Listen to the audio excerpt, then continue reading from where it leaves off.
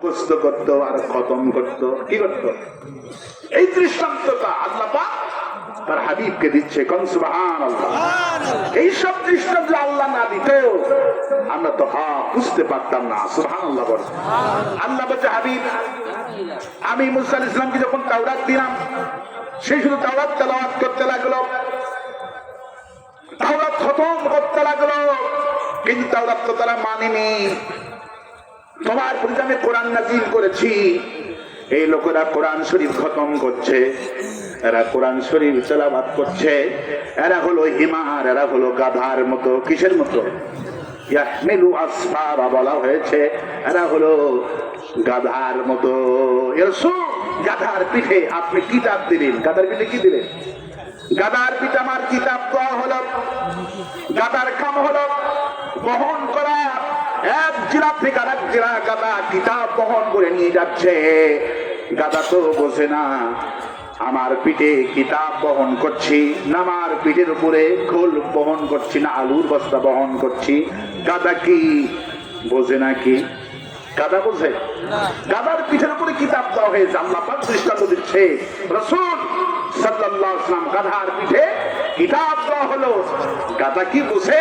আমি পিঠের মধ্যে কিতাব দেওয়া হয়েছে। গাধা কি বুঝতে পারে আমি কি বহন করছি?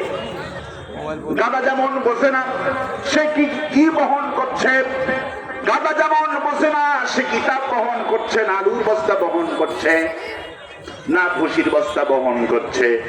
গাধা যেমন বোঝে না, ঠিক এই লোকেরা একই অবস্থা। এদের কাছে কোরআন শরীফ দেওয়া হলো, এরা কোরআন শরীফ তেলাওয়াত করে ঠিকই, এরা হলো হিমার, এরা হলো গাধার মতো। কোরআন খতম করে, কোরআন মুখস্থ করে, কিন্তু কোরআনটা বোঝে না।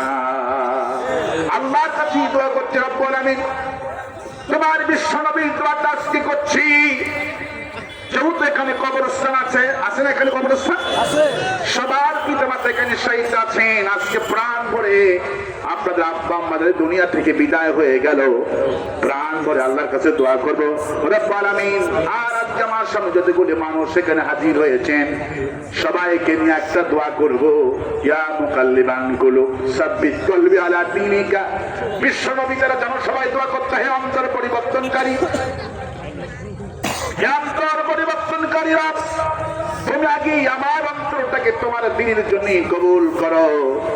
তারপরে যতগুলি মানুষ কোরআন শুনছে আল্লাহ সবার অন্তরটাকে তোমার দ্বীনের জন্য ইসলামের জন্য কবুল করো।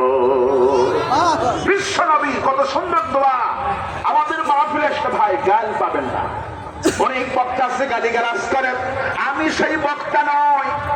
এই মাহফিল জামাত ইসলামীর মাহফিল নয়, এই মাহফিল বিএনপির নয়। আমি কোরআন বুঝাতে এসেছি। আমার কাম হবে মানুষকে কোরআনের কর্মী বানানো। আমি এসেছি কোরআন কারীমের কর্মী তৈরি করতে।